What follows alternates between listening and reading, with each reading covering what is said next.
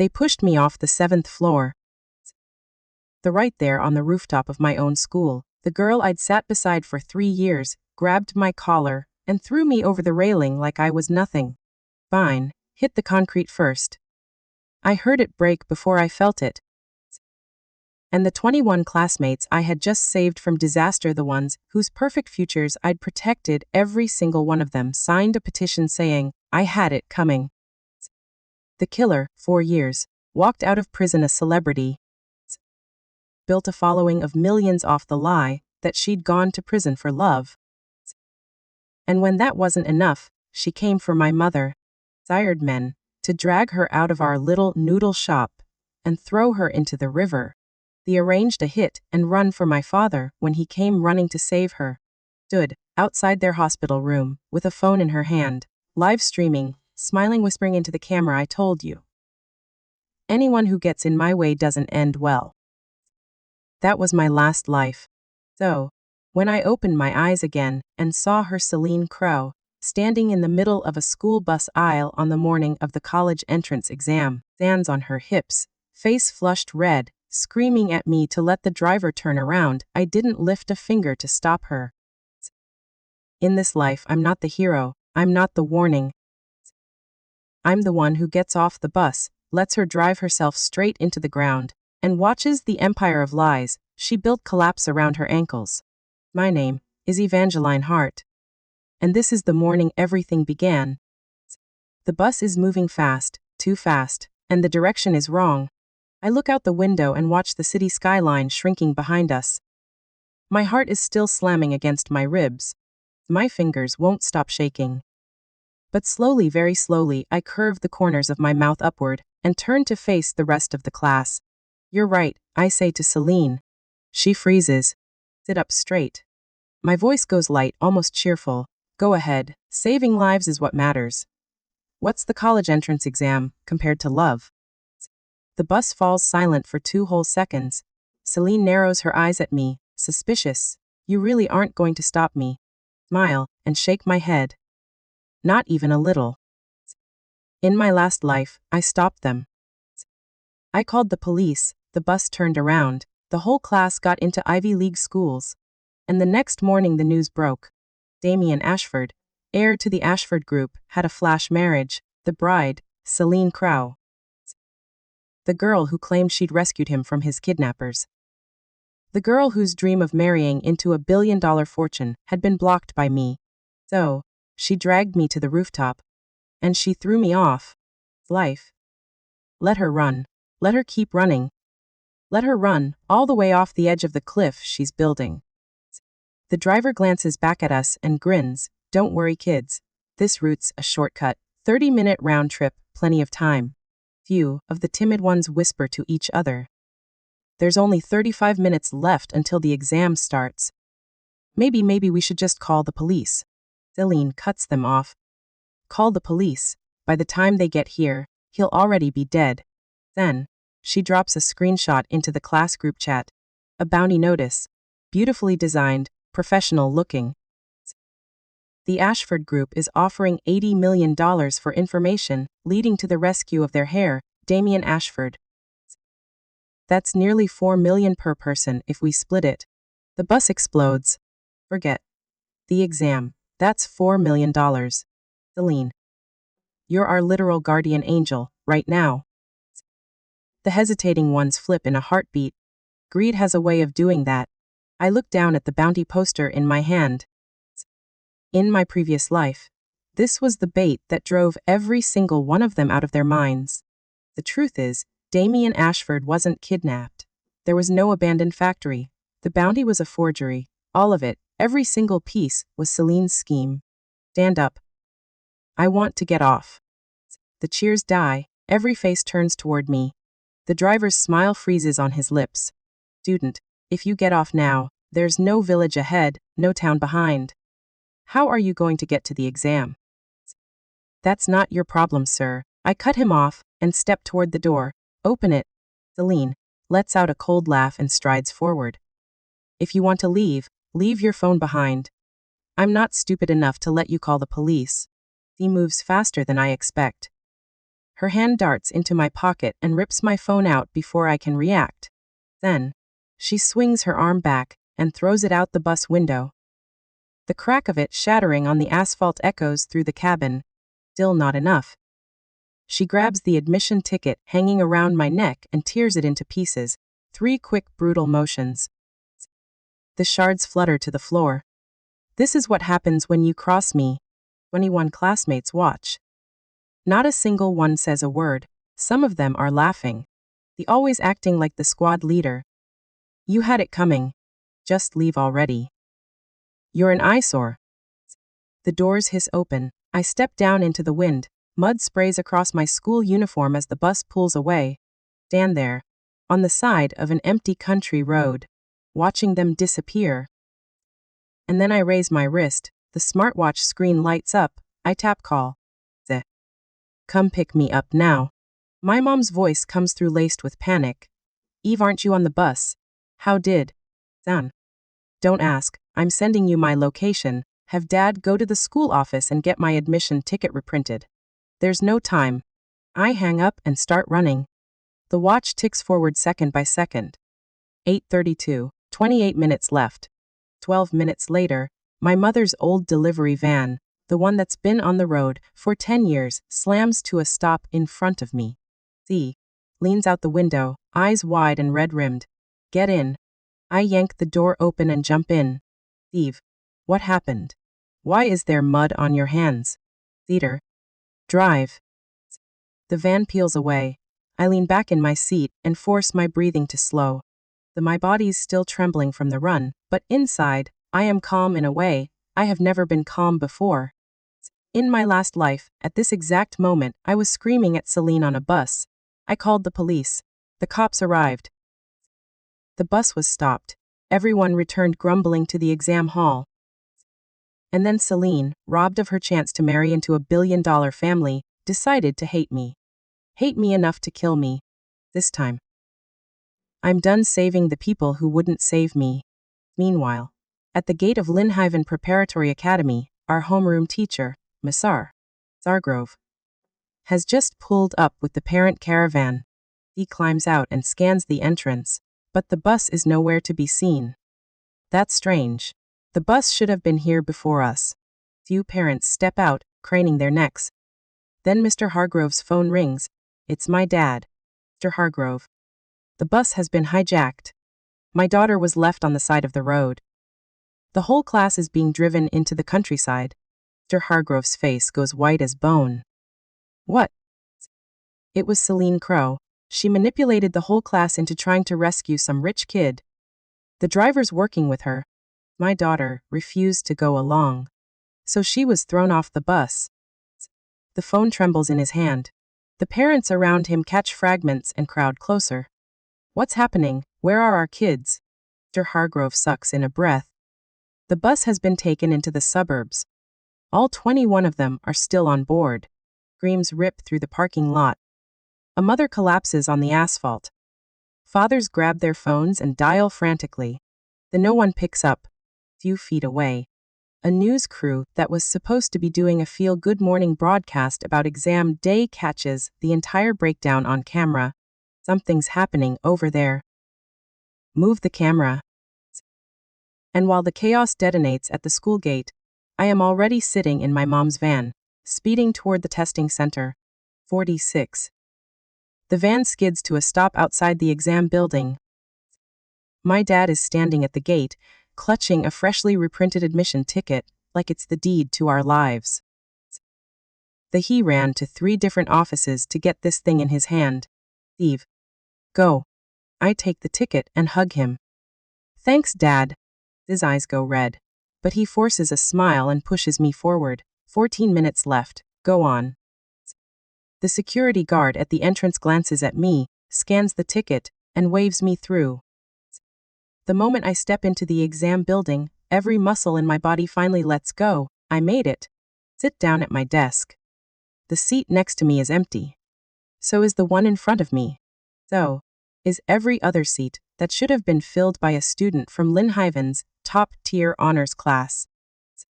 In an entire exam hall, there is one girl wearing my school's uniform. The other 21 are at this exact moment 30 miles away, standing in the dust beside an abandoned warehouse. I close my eyes. Let my heart beat slow. 9 o'clock sharp. The bell rings. The exam begins. I open the test booklet.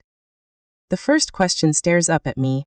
12 years of study, from the day I picked up my first pencil at 6 years old, has led to this morning. Every question is worth my effort. I put my pen to the paper. 30 miles away, the bus rolls to a stop beside a barren stretch of dirt. Selene Crow leaps off first, looking around with hungry eyes. Where is he? There's nothing here, a few crumbling buildings, no abandoned factory, no luxury cars, no air. The students climb off one by one, their faces shifting from excitement to confusion. Where is he? Where's the warehouse? Selene. Are you sure this is the right place? Selene's expression cracks. She yanks out her phone and starts dialing. Hello, where are you? You said you were here. Busy signal. She tries again. Busy signal. Charlotte Beaumont, the quietest girl in our class, drops to her knees and bursts into tears. It's over. It's 9 o'clock. The exam started. Only then do the others check their phones. 9:03. Already 3 minutes late, and it would take 40 minutes at minimum to get back. The wind kicks up dust. 21 students in matching uniforms stand frozen in front of a building that means nothing. Phones start vibrating in unison. Messages from parents. Honey, where are you? Jack, why aren't you in the exam room? Get back here, your mother is losing her mind.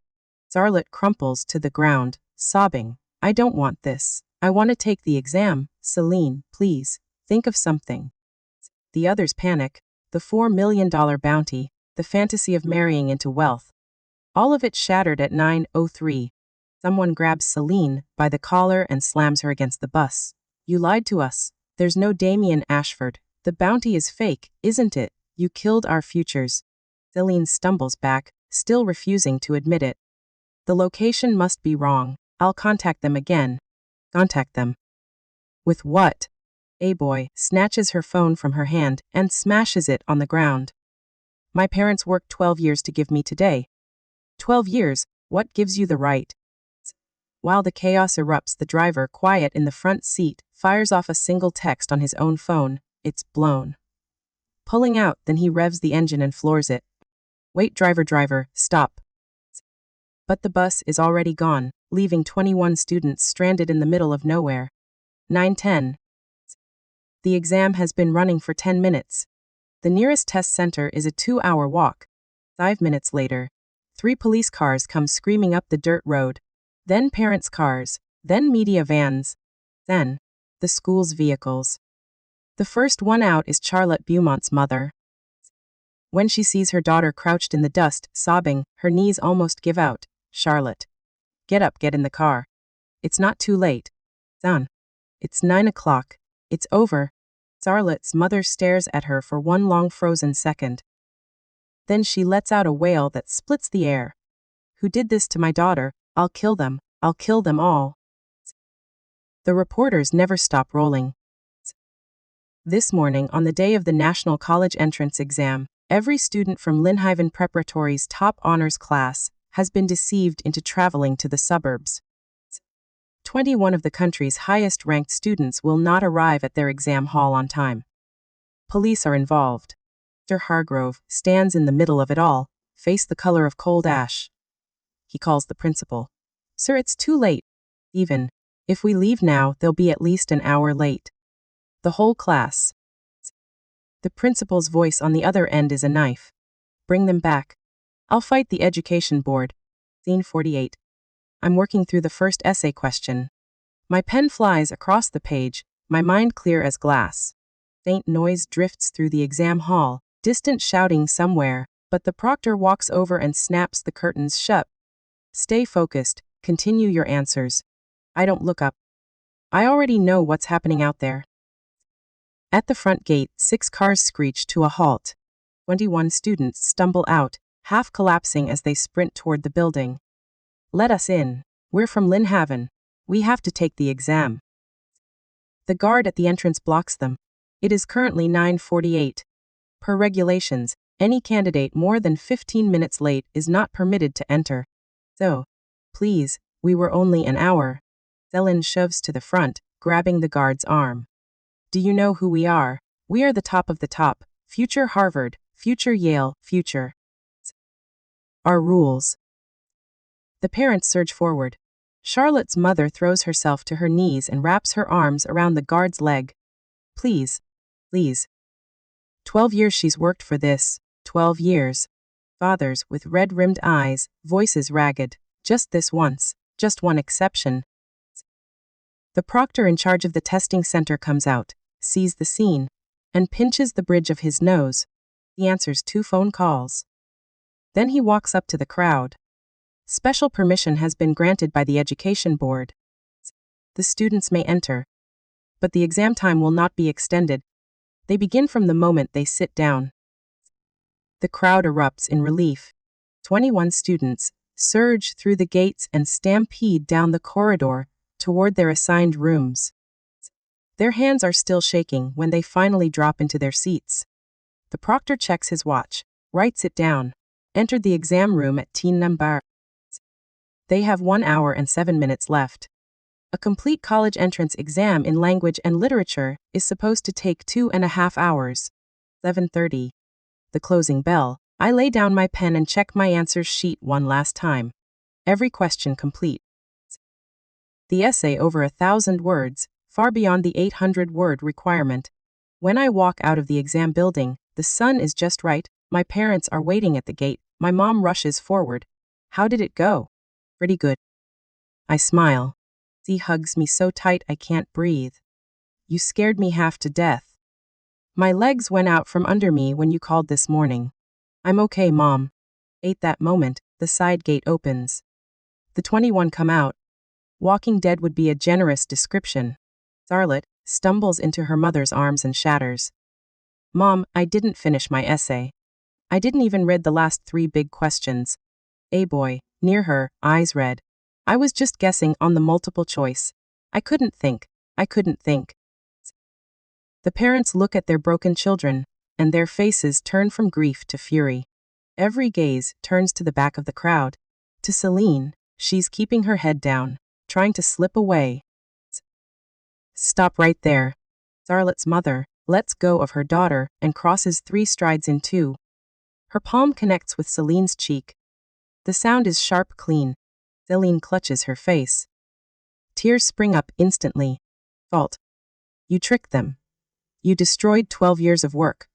Can you give them back? Can you? The other parents surge around her, hemming her in. What rich heir? What $80 million bounty? You made it all up, didn't you? Call the police. I'm suing. Selene is shaking. Half her face is already swelling. She cries and pleads. I was deceived too. Someone told me Damien was there. If you don't believe me, look. I'm a victim too. Mr. Hargrove pushes through the crowd and grabs her by the arm. Who told you? Hand them over. And that driver, you know him, don't you? Selene clamps her mouth shut. I don't know anything. 2 police cars are already idling at the school gate. The story breaks the internet before lunch. Ethat Osika Iyengar, top honors class at Linhaven Prep, arrives an hour late to college entrance exam. Class Beauty, allegedly fabricated kidnapping story, lured 21 elite students to remote location. The comments are savage. What kind of IQ does it take to fall for an $80 million bounty on exam day? They deserve it. The only one with a brain was the student who got off the bus. I don't read any of it. There's a math exam this afternoon. My phone buzzes nonstop, group chats, private messages, unknown numbers. I ignore all of it. 8 noon, I sit in the van eating a sandwich my mom made me.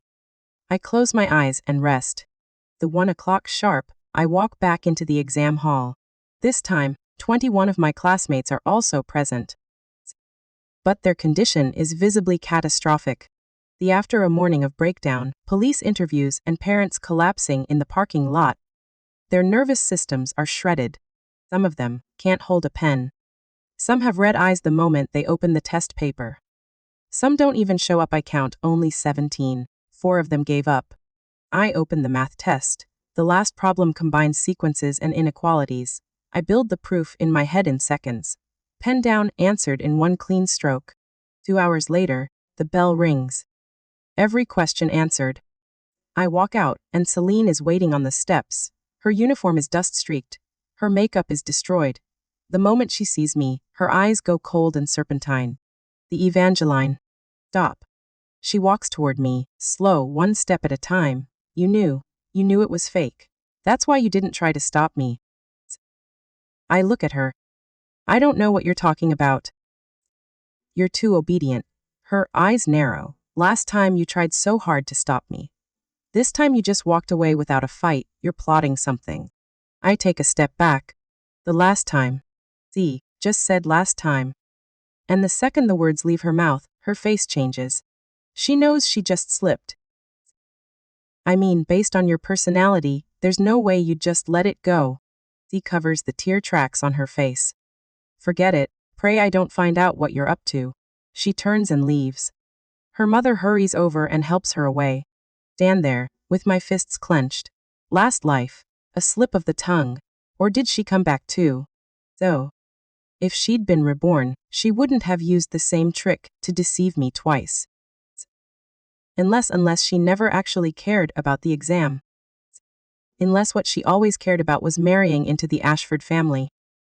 Unless the exam was never the point. The bus was the point. I go home that night and open my laptop. I search Damien Ashford's name. In my last life, the top story was Ashford Group heir announces surprise marriage. This time, the top story is something different. Damien Ashford spotted at Lynhaven International Airport. Possible departure abroad. He was at the airport. He was perfectly fine. He was never kidnapped. He was never trapped in the suburbs. It was all Selene. I keep digging. 3 days ago, Ashford Group to announce heir's engagement next week. That's it. Selene, knew Damien, was about to get engaged. Her original plan was to slip away from the class, find him alone, save him. From a kidnapping, she herself had engineered through accomplices. And use the manufactured rescue to seduce her way into the Ashford family before the engagement was finalized. The entire class, cover, pawns, witnesses to her heroism, the $80 million bounty. Bait the driver, on her payroll. If I had called the police like last time, she could have stepped off the bus, hailed a car, and arrived alone to save Damien with a tearful witness on speed dial. Zero saves heir. Marries into fortune. But this time I didn't call the police, and I didn't stay on the bus. I got off, and the bus stayed full. With no one left to oppose her, the script collapsed in on itself. The whole class went with her to a fake rescue site. The real Damien was never there. She didn't lose the wife. She lost the entire war. I lean back in my chair and start laughing. The next day, science and English. I'm in better condition than the day before. Selene doesn't even show up. After the second day ends, Lynhaven Preparatory holds an emergency meeting. The principal, the academic affairs office, the whole administrative chain, and the entire top-tier honors class has been effectively destroyed. In the principal's office, Mr. Hargrove stands in the corner with his head down. The principal slams a stack of papers onto the desk. I'm asking you again. Selene Crow planned every single detail in advance. And you knew nothing. That driver, Garrett Crow, is her biological uncle. What were you doing when you signed off on the transportation? Mr. Hargrove's lips tremble. The academic office arranged the vehicle. I didn't check the driver's identity. You didn't check. You handed 22 children to a stranger. The principal slams the desk. Did you also know that Selene Crow has been organizing a trip with several students after graduation? Some kind of music festival on the southern border. Mr. Hargrove freezes. What festival? You didn't know. The principal throws a police report onto the desk. Police pulled her phone records. 3 months ago. She contacted an overseas number. He's been telling students about a cheap ticket music festival just over the border. This festival doesn't exist. It's a front. Mr. Hargrove's face turns the color of paper. You mean? The principal's hands clench. Her next step was to take all 21 of them out of the country. The office goes dead silent. Cheap tickets, border venue, older brother contacts. This isn't tourism. This is trafficker code. Then footsteps in the hallway. The police have arrived. Mr. Hargrove, we need you to cooperate with our investigation. Also, where is Evangeline Hart? We need her statement. That night, I'm taken to the station. The officer questioning me is a woman in her 30s. Detective Reese. Z. Slides a cup of water across the table. Evangeline, relax. We just need to understand what happened. I nod. When did you first realize Selene was trying to take the whole class into the suburbs? On the bus. She brought it up suddenly, after we were already on the road. Why did you choose to get off? I think about my words, because nothing she said added up. She had no proof Damien Ashford was trapped. Just a screenshot. The timing didn't work. We couldn't possibly have made it back for the exam. I tried to stop them. The whole class agreed with her, so I got off myself. Detective Reese writes notes. Did you know about the music festival she's been organizing? Yes. He looks up. 3 months ago, in class, she mentioned she had a contact who could get cheap tickets. He wanted the whole class to go. I felt something was off, and tried to talk people out of it. And what happened? I was iced out. Detective Reese pauses. Did you know the real nature of this festival? Not exactly. But I looked up the location. It's a border town, no domestic event listings. Something felt wrong. Detective Reese closes her notebook. Evangeline, your instincts were right. We traced Selene Krau's contacts. The older brother she's been talking to is named Lucian Marr. He's a foot soldier in a transnational human trafficking and fraud ring. The ring targets young people in our country with promises of free trips, concerts, high-paying jobs. They lure victims across the border into compounds. And Selene Krau, is their recruiter inside Linhaven Preparatory. For every person she successfully delivers, she earns a commission of $100,000. If she had brought all 21 students across, she would have netted over $2 million. I gripped the cup so tightly the plastic creaks. $2 million. She was going to sell my classmates for $2 million. While today's incident didn't successfully transport anyone abroad, it's still extraordinarily serious. She fabricated information, conspired with a relative, hijacked a school transport, and caused 21 students to miss the national exam. She's already in custody. The detective Reese stands. That festival. If she hadn't been exposed today, would anyone really have gone? Detective Reese's expression turns grave. Based on what we've gathered, the 1 week after the exam, she would have walked at least 15 students across that border. And those 15 people might never have come home. When I walk out of the station, it's 11 at night. My parents are waiting. My mother drapes a coat over my shoulders and doesn't say a word. In the van on the way home, the silence stretches for a long time. Finally, my mother breaks it. Eve. That Selene girl. She used to bully you a lot, didn't she? I watched the streetlights crawl past the window, not really bullying. The whole class listened to her. If I didn't, I was alone. My mother's rough hand covers mine, a hand worn from decades of kneading dough and washing dishes in our little noodle shop. I used to think if you weren't getting along at school, it was your fault. I was wrong, Eve. It wasn't your fault, Mom. My dad glances at me in the rearview mirror. When your results come out, we celebrate, properly. I nod. Over the next few days, the situation explodes online. The story climbs from local news to the #1 trending topic in the country. Then, the police drop their formal statement. Selene Krau, charged with conspiring to obstruct national examinations and with participation in a transnational human trafficking syndicate. The headlines triple in size. The whole class was almost sold overseas. The class beauty was an accomplice to traffickers. 21 elite students nearly disappeared. Behind it all, a transnational scam pipeline. The comments are no longer shocked. They are terrified. That girl who got off the bus saved her own life. She tried to warn them about the festival. They froze her out. She's a prophet. The The most ironic part, the whole class was defending Selene. And Selene was about to ship them across the border in shipping containers. Someone digs up news footage from the day of the incident. When the bus was finally found in the dust, the shards of my phone and the shreds of my admission ticket were still scattered on the road. The A reporter interviewed the parents on site. They learned the details, how Selene had smashed my phone, torn my exam ticket apart, while every classmate watched and did nothing. The narrative flips again.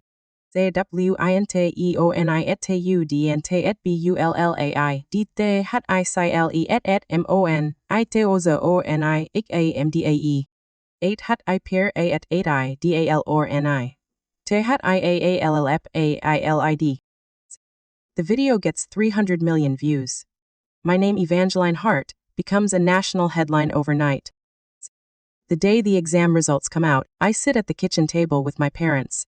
Midnight, the system opens for queries. I type in my admission number. 3-second load. When the score appears, my mother screams. Language and literature, 138, mathematics, 149, English, 146, sciences, 293. Total score, 726. Rank, number 1 in the entire province. My dad sits there frozen. Then his eyes go red and he walks out onto the balcony and roars at the night sky. My mother holds me and sobs into my hair. My daughter is number 1 in the whole province. I cry too. Not for the score, for something else. For the fact that, in this life, I finally walked the road all the way to the end. 12 years, every single day since I was 6, none of it wasted. By morning, the principal is at our door, number 1 in the province. Do you have any idea how long it's been since Lynn Haven produced a top scorer? His face is bright red with excitement. Harvard, Yale, Princeton, your choice, full ride, every grant we can find. You will never worry about tuition for the rest of your life.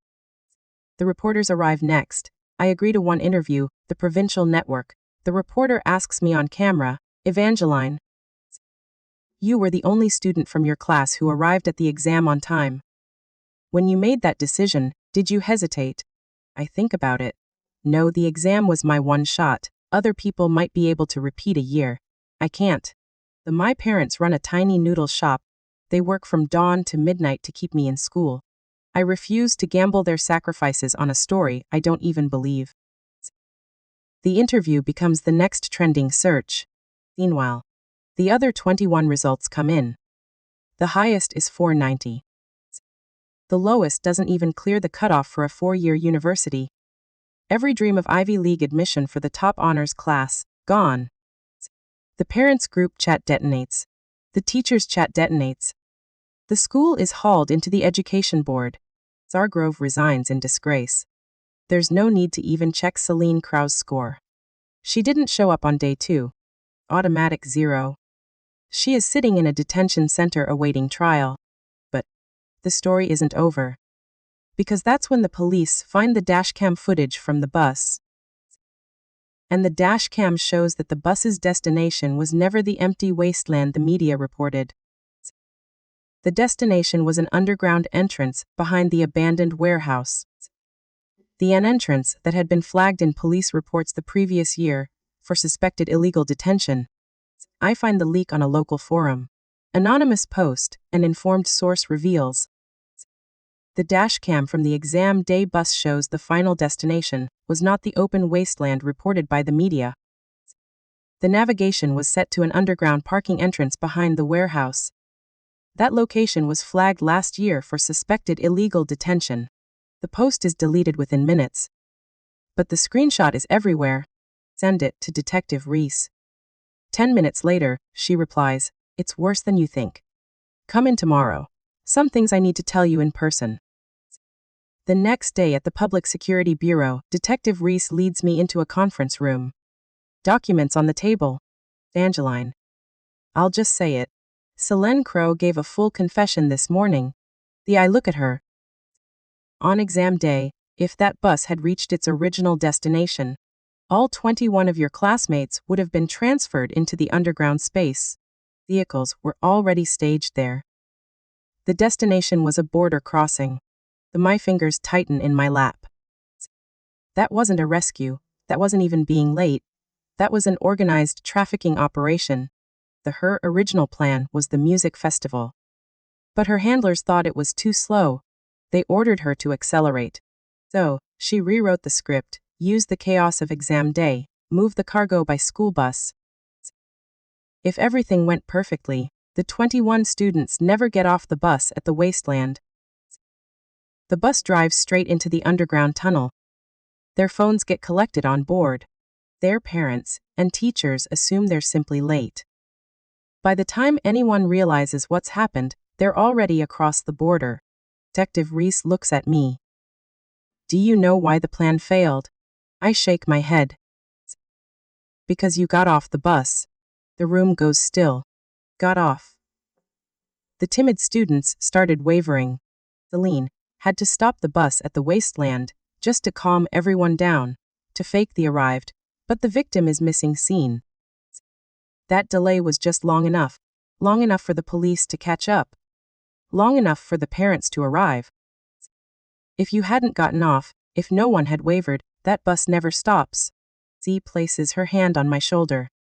You saved 21 lives. Even if all you were trying to do was save your own. I sit there for a long time without speaking. In my last life, I called the police. The bus was intercepted. Everyone took the exam on time. But Selene's whole conspiracy was never exposed. She walked away with a slap on the wrist for wasting school resources. The music festival, she really did organize people to attend after the exam. I have no idea who disappeared because of it. I died too soon to find out. I let go. I did nothing, and I broke the entire chain. After leaving the station, my phone won't stop vibrating. Apology messages from 21 classmates. The same ones who watched Selene tear up my ticket and laughed. I'm sorry. I should have stopped her. If you hadn't gotten off, I can't even imagine. Can you forgive us? I read them all. I don't reply to a single one. In your previous lives, you stood beside Selene and signed the petition that said I deserved to die. In this life, I don't need your apology.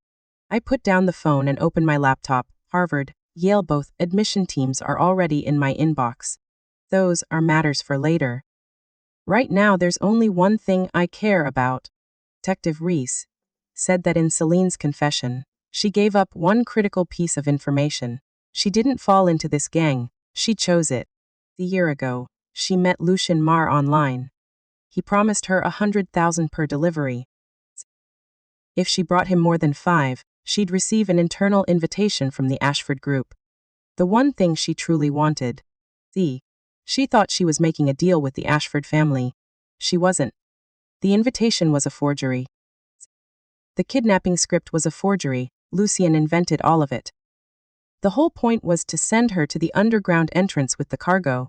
Z was being used. And she went along with it. Because compared to her classmates' lives, she cared more about marrying into wealth. How small. How pathetic. That evening, Detective Reese messages me again. Update: Garrett Crow was arrested trying to flee. A recording on his phone. I open the transcript. The recording is a conversation between Selene and her uncle the night before the exam. Selene. Tomorrow just follow the route I gave you. When you reach the underground entrance, hand the cargo over. Garrett. What if someone makes a scene? Selene. They won't. I'll have all their phones. The parents and teachers won't catch up. Garrett. And the class monitor, she's not easy. Selene, laughing. If she dares to stop us, send her along too. One more body is another 100,000. The bosses won't complain about extra income. Dare, at the last line on the screen. Send her along too. If I hadn't gotten off the bus, if I had fought her like I did in my previous life, I wouldn't have been pushed off a building. I would have been gone, erased. No body, no funeral, no grave for my parents to visit. 3 days later, the police hold a press conference. Selene Crow is charged with multiple counts. The participation in transnational human trafficking, deliberate obstruction of national examinations, destruction of property. Garrett Crow is arrested as an accomplice. Lucien Mar is placed on a national wanted list. The press conference video crosses 100 million views within hours. This is more disturbing than any TV drama.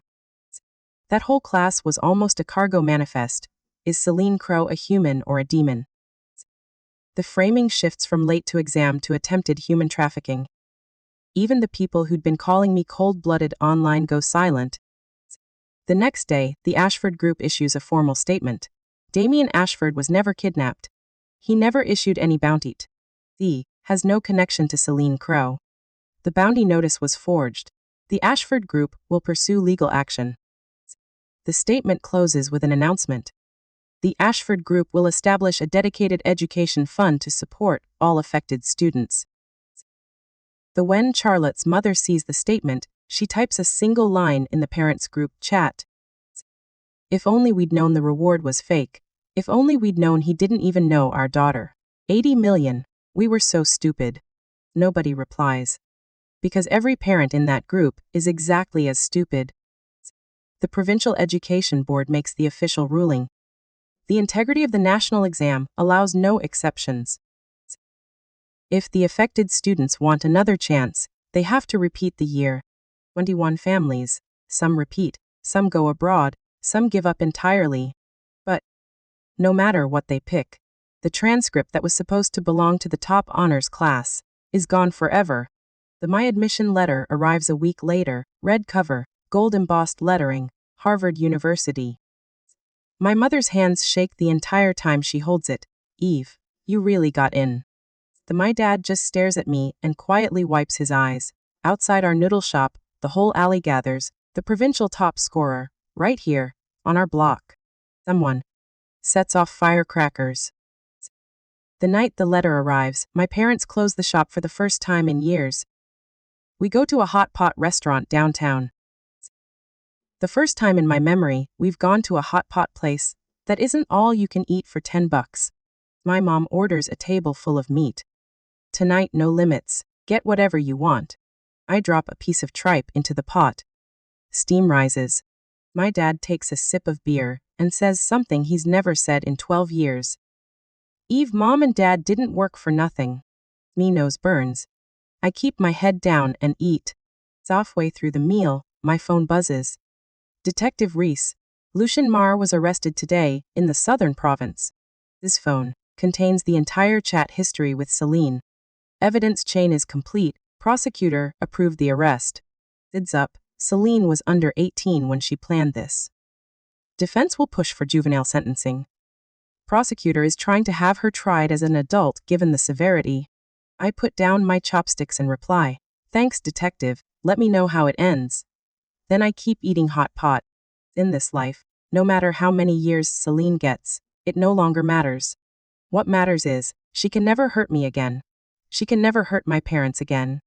End of Julie. Something I never expected happens. A black sedan pulls up outside our noodle shop. An assistant in a tailored suit hands my dad a business card. "Excuse me. Are you Evangeline Hart's father? Mr. Ashford would like to meet." The dad is rolling out noodles. Flour up to his elbows. He almost drops the dough on the floor. "Mr. Ashford, which Mr. Ashford?"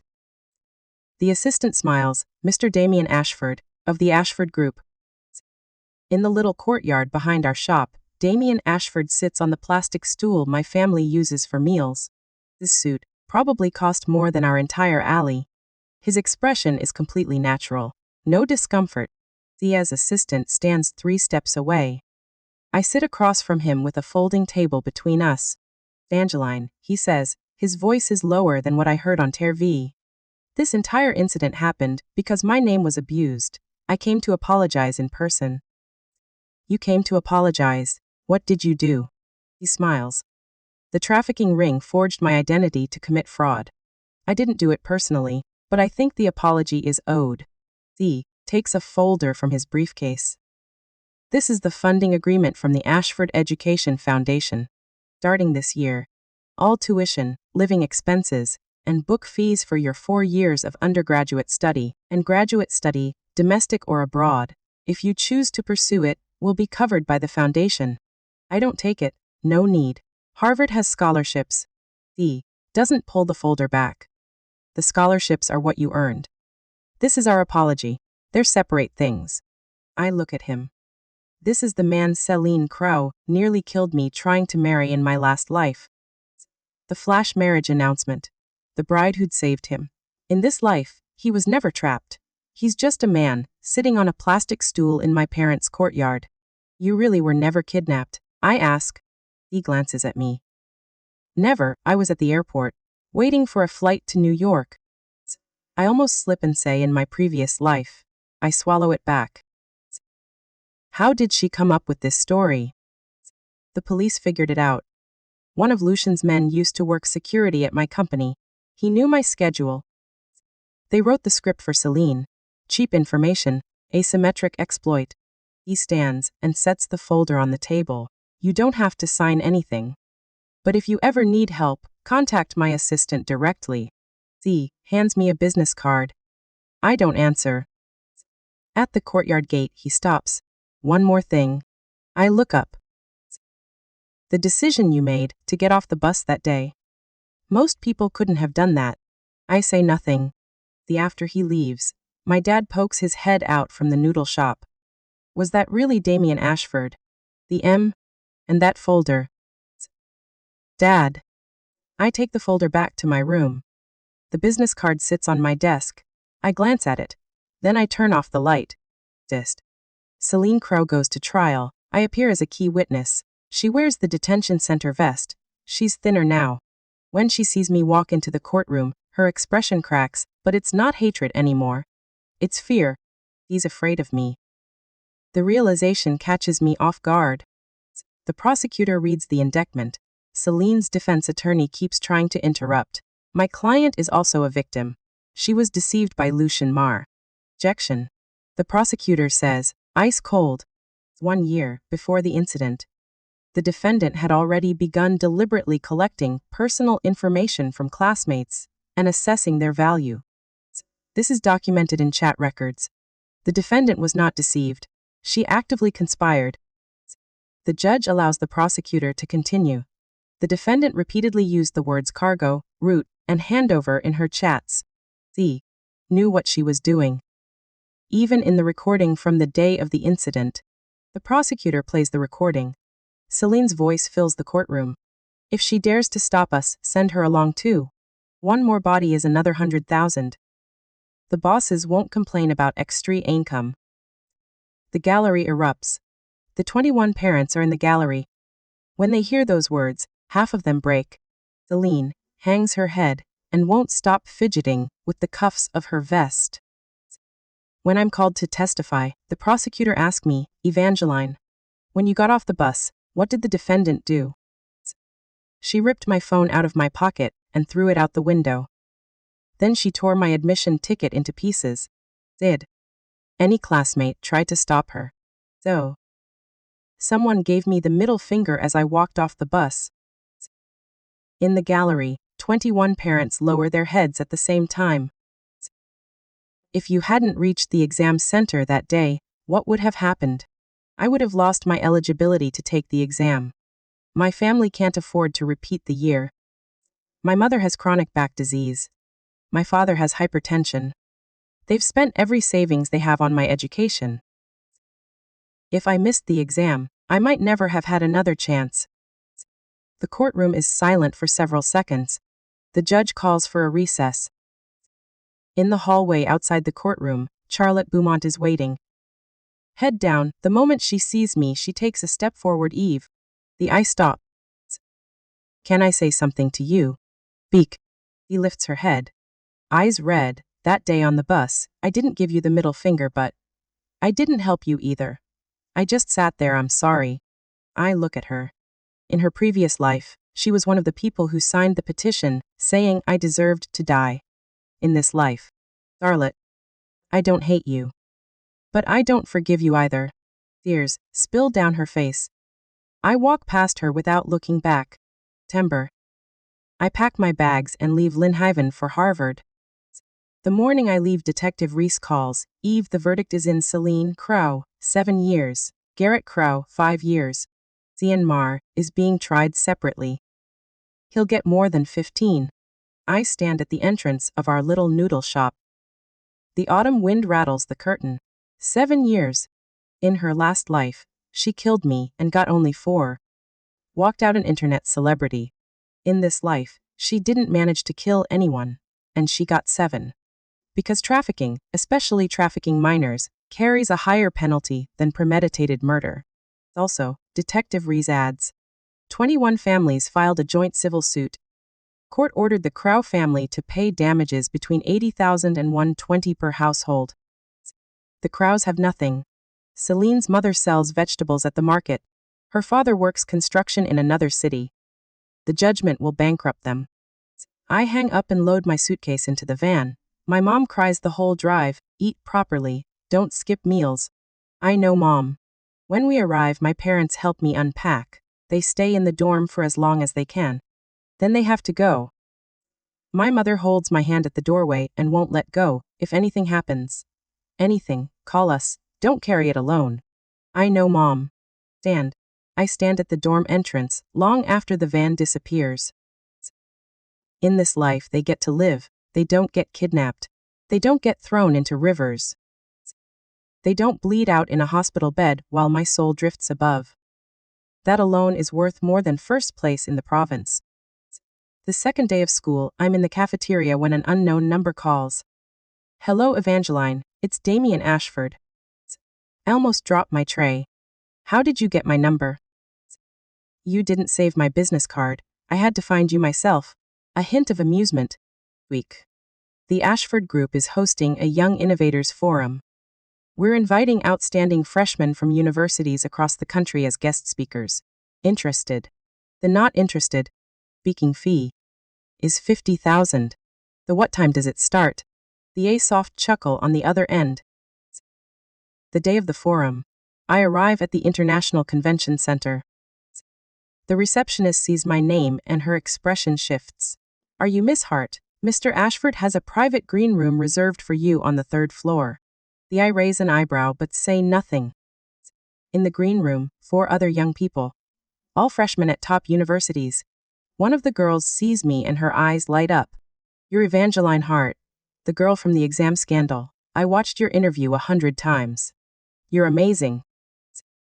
The forum theme is Breaking Through the Trials of Youth, a deliberately vague title, but in the panel, everyone shares something real. Domestic violence, rural poverty, single-parent struggle. When it's my turn, I look out at 300 faces. On the morning of my college entrance exam, I was thrown into the middle of nowhere. My phone was shattered. My admission ticket was torn up in front of me. 20 minutes until the exam started, I did one thing. I ran. Some people said I was cold-blooded. That refusing to save someone made me selfish. I want to say one thing today. Boz. Protecting yourself does not require an apology. Applause. Loud applause. During the coffee break, Damien walks over, coffee in one hand, other hand in his pocket. Good speech, 50,000 was a bargain.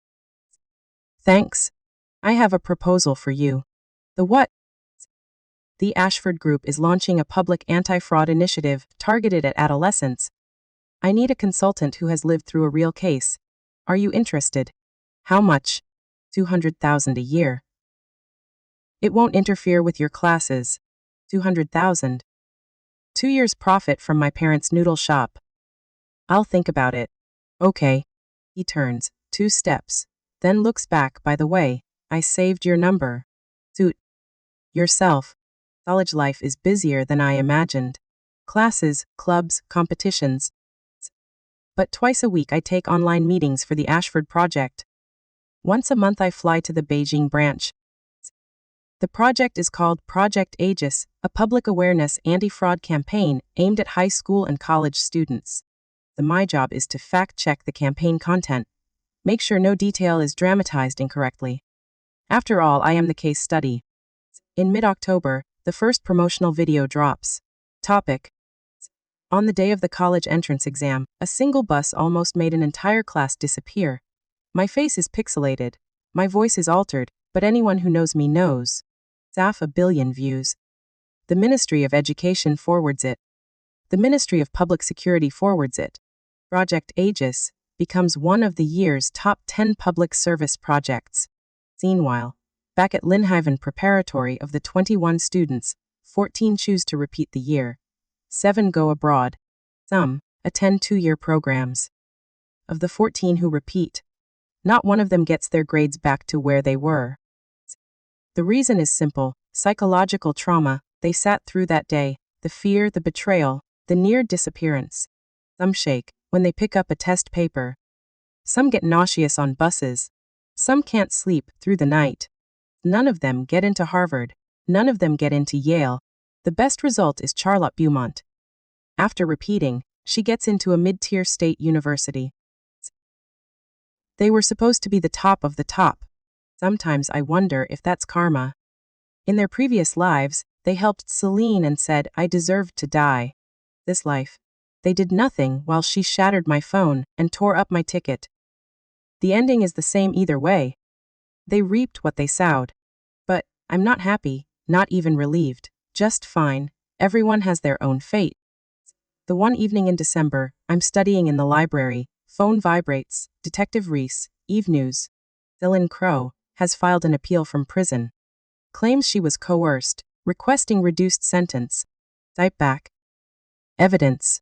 None, that's valid. But she hired a good lawyer. Will the court side with her? Likely. But be ready. Okay. I put down my phone and keep reading. She wants to flip the verdict. Let her try. Spring of my sophomore year. The appeal is denied. Evidence in the case fully establishes that the defendant actively participated in the crime and demonstrated clear malicious intent. The defendant does not qualify for sentence reduction. Public reaction erupts again. This woman wants a reduction. Does she have no shame? 7 years is too few. Should have been 20. I don't watch any of it. I'm busy. Phase 2 of Project Aegis has been approved. We're entering 100 high schools for in-person presentations. I've been promoted from consultant to co-planner. Damien tells me this on a video call. Eve, you're better suited than I am to lead this. You lived through it. You want me as the public face. Yes. But I'm not forcing you. Public exposure. Yes. Silence for a few seconds. Okay. For the next year. I walk into high schools across the country as the keynote speaker for Project Aegis. 8 every school. When I take the stage, the audience leans forward. The focus in their eyes is the opposite of how the top honors class once ignored me. Student raises their hand. If your whole class refused to help you, weren't you lonely? Answer. Loneliness is temporary. Letting someone steal your life with a lie, that is forever. Another student. Do you regret not stopping your classmates? So, I chose to protect myself. They chose to follow the crowd. Every choice carries a price. After each presentation, students line up for photos. They cry. They tell me about senior siblings who almost recruited them for fake summer internships. They send my video to entire dormitories. This feeling is realer than first place in the province. Junior year. Project Aegis wins the national award. The ceremony is in the capital. I sit in the audience in a dress I bought online for less than $50. Damien sits next to me. He glances at me. Nervous. Not nervous. Then. Why won't you stop rubbing your hands? It's cold in here. He smiles, takes off his suit jacket, and drapes it across my legs. When you go up there, remember to smile. You always look like a robot. When my name is called, the lights find me. 1,000 people in the audience. Cameras flash. I take the trophy and lean into the microphone. My only hope is that everyone in this room can be the one who stands up on the bus and says, I want to get off. The thunderous applause. Senior year. Project Aegis has reached 320 high schools nationwide. Its audience, over 500,000 students. Police data shows 47 cases of potential trafficking directly prevented. 47 cases. 47 families that didn't shatter. Sit in the conference room at the Ashford Group with a coffee in my hand. Damien is across from me. After 3 years, Our relationship has shifted from partners of convenience into something more complicated. He doesn't push, I don't shut him out. After the meeting ends, he calls out. There's something I need to tell you. The what? Selene Crow is being released next month. I put the cup down. Wasn't it 7 years? 4. Time off for good behavior, plus age, plus first offense. I lean back. In my previous life, she also got out at 4, and 4 years later she killed me. The cruel symmetry of fate. Are you afraid? He asks. So. But I'll watch her. You don't have to. I know I want to. A week later, an unknown number messages me. Evangeline, wait for me to get out. The number is the prison's public phone. I screenshot it and send it to Detective Reese. On file, any unusual movement after her release, contact me immediately. I delete the message and keep writing my thesis. The title: Conformity and Risk Avoidance in Group Decision Making Among Adolescents. My advisor calls it socially significant. He's pushing me toward a graduate program in sociology. Days move forward. They don't stop for anyone. The day Selene Crow is released, it rains in Lynnhaven. I'm in Cambridge, editing a paper in the grad student office. The news comes through anyway. Detective Reese. Released at 10 this morning, under community correction. Restricted from leaving the country. Charlotte Beaumont. We never reconciled, but she occasionally sends me updates. Celine's out. Her mother picked her up. The two of them. She's lost weight. Her hair is short. Different person. Zeta. Don't reply. For the next few weeks, scattered news reports. Mastermind of college entrance exam scandal released from prison. No real engagement. 4 years is a long memory for the internet. First week of release. Nothing happens. Second week. Nothing. Third week. She starts a short video account, username, Reborn. The first video sitting on the edge of a bed in a rented apartment. No makeup, speaking softly to the camera. Hello everyone, I'm Selene Crow. 4 years ago, I made an unforgivable mistake. I hurt many people. I'm not asking for forgiveness. I just want to document my journey of starting over. Thank you to anyone willing to give me a second chance. The comments split clean in half. Does a trafficker have the gall to post videos? You almost sold 21 people. Get off the internet. But the other half. Everyone deserves a chance to start over. She's so pretty. Keep going. She did her 4 years. Time to move on. In 3 days she has 50,000 followers. In a week, 80,000. The currency of the internet has never been justice. It's controversy. Detective Reese messages me. You see it. I see it. He's not violating any correction terms. Posting videos isn't illegal. I know. I turn off my phone. She wants to be an internet celebrity. In her previous life, she became one too, making millions off the persona of went to prison for love. In this life, she's repackaging. The repentant fallen woman, the redemption arc, same product, new label. Zathan. Her followers hit 200,000. Brands start reaching out. An MC and agency sends her a contract. In a video she cries and says, "Thank you for giving me a second chance." The comments overflow with sympathy. And the 21 classmates whose futures she destroyed. Not one of them shows up in her comments. Because not one of them wants to become the next target of an online mob. Then, just as her follower count is about to hit 500,000, the third episode of the Project Aegis documentary drops. And it's specifically about her case. The documentary is called The Vanished Bus, 40 minutes. From the moment the bus pulled away from the school at 8 in the morning to the moment it was intercepted in the wasteland. To the trial. To the aftermath of the 21 students.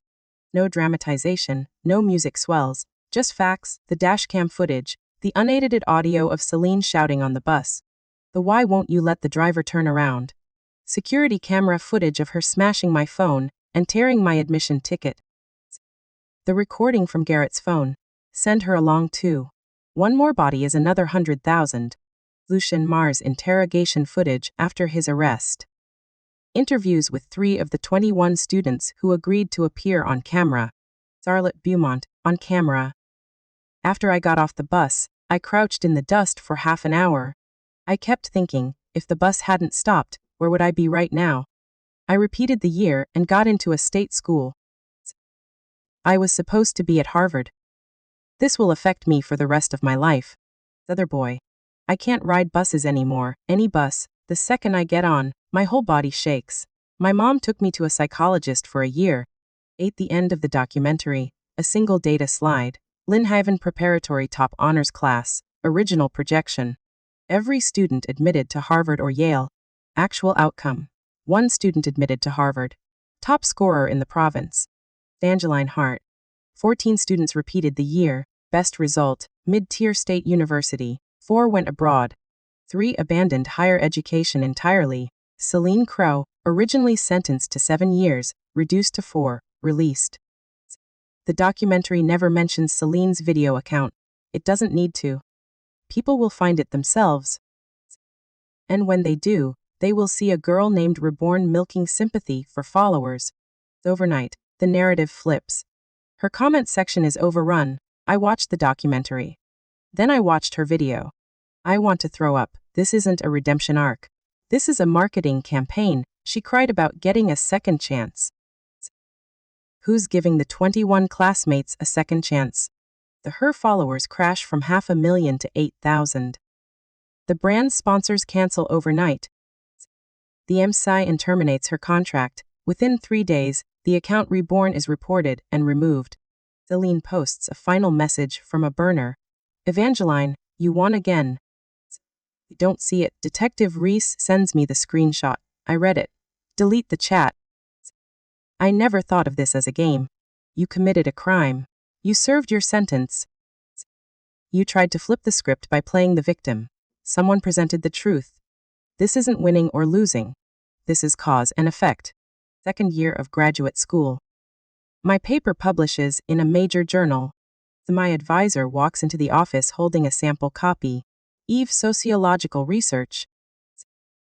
You're the first student I've ever supervised to publish at this level in your second year of grad school.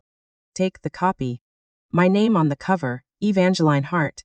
The conformity trap in group decision-making, an empirical analysis based on a real case study. The case is the bus. I turn my own life into a peer-reviewed paper. Several universities reach out for lecture invitations. A UNI 8CO Young Scholars Exchange. My advisor reserves a recommendation spot for me. Back at the dorm, I call my mom. Mom, the paper got published. Silence. Then her voice, quiet, choked. I knew you could do it. Don't cry, Mom. I'll come home next month. Say.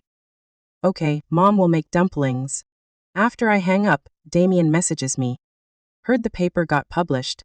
How did you know? Your advisor is an old classmate of mine. Free this weekend. Let me take you out to celebrate. If you're paying, I'm free. Settled. 7 o'clock, usual place. The usual place is a Sichuan restaurant near campus. Over 3 years, every time we meet in person, we eat here. Saturday at 7, a standing appointment. When I arrive, he's already at our table. The dishes are already ordered. Chili spiced fish head, stir-fried pork, pickled long beans, all my favorites. You're getting better at ordering for me. I learn fast. Stand the halfway through the meal, he sets down his chopsticks. There's something I want to formally bring up. I'm chewing pickled beans. What? The project Aegis is upgrading next year. Spinning off from the foundation into an independent social enterprise. The end? I want you as CIO. I set my chopsticks down. CEO annual salary 800,000, plus equity options. I'm still in grad school. You graduate next year. This project was built by you. From the first issue to now, every piece of content has been overseen by you. No one else could do it better. Stare at him. He doesn't blink. Be straight with me, Damien. Do you have feelings for me? Sips his drink. Yes, but this offer has nothing to do with it. The CIO position is based on your capability. Not because I like you. I can keep those two things separate. I look at him for 5 seconds. He doesn't look away. Let me think about it. Okay. That night, back in the dorm, I lie in bed staring at the ceiling. What keeps echoing isn't CIO, It's yes. The day I graduate from my master's program, my parents take a 6-hour train to be there. My mother wears a brand new dress, deep blue, with little flowers. My dad wears the suit he got married in, the sleeves a little too short. When I walk across the stage in my graduation gown, I hear her voice from the parent section. Eve, mom is here. 1,000 people in that hall. I'd know her voice anywhere. That evening at dinner, I set my chopsticks down. Dad, mom, I've made a decision. The what? I'm not going to stay in academia. There's a project that's spinning off into an independent company. The founder wants me to be CIO. CI. My dad looks completely lost. Of what? The anti-fraud project. The one we've been doing in schools. The one you saw on TV. The one where you got the award at the Capitol ceremony. Yes. My parents look at each other. Then my mom says something only a mother says. Eve, I don't understand these things. But every decision you've made since you were a child has been the right one. If you say it's good, mom is in. My dad nods. Your father's in too. 3 days later, I sign the contract. Project Aegis becomes Aegis Education Technology Ltd. I am founder and CIO. Damien is an investor. $10 million in startup capital, 30% stake. The other 70% belongs to me. The night I sign, he's waiting in the conference room. Miss Hart, no, President Hart. Don't call me that. The what should I call you? My name. He smiles. Eve, want to grab late night food? Fine. When we step out of the building, the night air carries the warmth of early summer. He walks on my left, hands in his pockets. Eve, you still haven't answered my question. The what question? Said. I liked you. You said you'd think about it. My footsteps slow for a moment. I've thought about it. The end? I haven't decided yet. But we can try. He stops walking. I stop too. The streetlight finds him. Let's try then. He holds out his hand. They hesitate. Then I take it. 5 years later. Aegis Education Technology, $300 million valuation. The operating in over 2,000 schools nationwide. Cumulative audience, more than 3 million teenagers. The Ministry of Public Security has named us Outstanding Contributor to Social Security 3 years running. I make the Forbes 30 Under 30 list as a founder. The caption next to my photo reads, Former Provincial Top Scorer, Pioneer in Adolescent Anti-Fraud Education. I'm in my office flipping through the magazine when I see the line, and I freeze for a moment. The phone rings. My mom. Eve. You're in the magazine. Your dad called every single regular at the noodle shop over to look. It's just a magazine. Just a magazine. Your dad says he's framing it and hanging it on the shop wall. Don't hang it. Already up? Right next to the menu. I laugh out loud. When I hang up, Detective Reese messages me. She made deputy chief last year. Eve, update. Selene Crow got married last year. Married the family member of an inmate she met inside. She's running a tiny grocery store in her hometown. She's been quiet, well-behaved. Bly. Got it. No extra feelings, no hatred, no forgiveness. She is herself, I am myself. We go our own ways. That afternoon, Damien walks into my office. He comes to my office more often than to his own company these days. Miss Hart. I told you not to call me that. Eve. He sets a document on my desk. What is this? The property deed. Pick it up. 3-bedroom apartment, Central District, 1,200 square feet. My name on the title. What is this? You said you'd only consider getting married after buying a house. I bought one, your name is on it. That counts as yours. I meant I would buy it myself. Same. Outcome. I look up at him. He's leaning against the doorframe. Arms folded. Evangeline. I've been chasing you for 3 years. That should count as sincere. Sue asked you to chase me for 3 years. Didn't I agree to your proposal last year? Who agreed to the proposal and then took it back? Because you proposed at a hot pot restaurant. You love hot pot. Loving hot pot and being proposed to at a hot pot place are 2 different things. He walks over, pushes the deed into my hand. then drops to one knee right there in my office. Fine, no hot pot this time. Right here, will this work? I look down at him, sharp suit, hair combed back, light in his eyes. The man who once sat on a plastic stool in my parents' courtyard handing me a folder I refused to sign. Who later gave me the chance to rewrite my life. Who stayed at my side for 3 years without rushing me. Without crossing a line, until I came to him on my own. Okay. Stands. Slides the ring onto my finger. Then says something completely unromantic. Finally. I laugh. The day of the wedding, the noodle shop closes for the first time in years. My dad in a new suit, hair slicked back. My mom in a burgundy gown, she holds my hand backstage. Same words over and over. Eat properly even after you're married. Are your in-laws kind to you? If they're not, tell mom. Mom will handle it. They're kind, mom. He suddenly stops. Looks at me in the mirror. In my wedding dress, my daughter is so beautiful. Then she cries. I almost cry too. The wedding is small. Only close family, and the people who actually mattered. Detective Reese comes with her husband and daughter. My advisor comes, the original Project Aegis team. None of the 21 are invited. Not out of hatred, out of distance. We haven't been part of each other's lives in a long time. At the reception, Damien's father, the former chairman of the Ashford Group, comes over with a wine glass. Eve. The first time I met you was at your family's noodle shop. Your dad made me a bowl of beef noodles. It was the best bowl I've ever had. My dad stands next to him, grinning ear to ear. Mr. Ashford, you're welcome anytime.